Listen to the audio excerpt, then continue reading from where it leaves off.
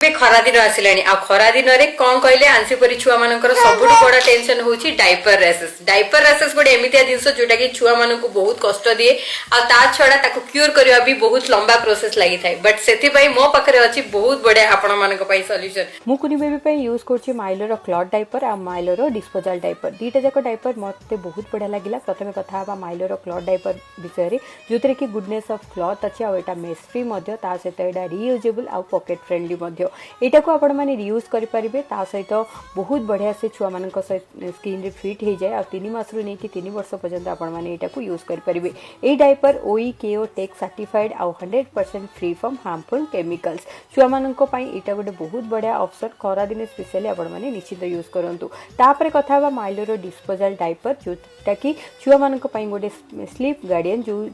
कुनी भी जेते बेले सोई पड़े ना मु ताकू राति रे एही डायपरटा यूज कर आ एही डायपरटा इन्फ्यूज विथ एलोवेरा ता सहित एटा 12 आवर्स लीकेज प्रोटेक्शन मध्ये देई थाए। माइलोर डिस्पोजल डायपर आ माइलोर क्लॉथ डायपर दीटा जाक बहुत बढ़िया गोटे गुड ऑप्शन छुआ मानक पई आपण माने निश्चित भाबरे ट्राई करंतु। ए दीटा जाक प्रोडक्ट आपण मानक माइलोर ऐप रे आ माइलोर वेबसाइट रे मध्ये आराम से आपण मानक मिल जिवो। मोर कूपन कोड मधु25 यूज करिया को बिल्कुल भी भूलिबेनी।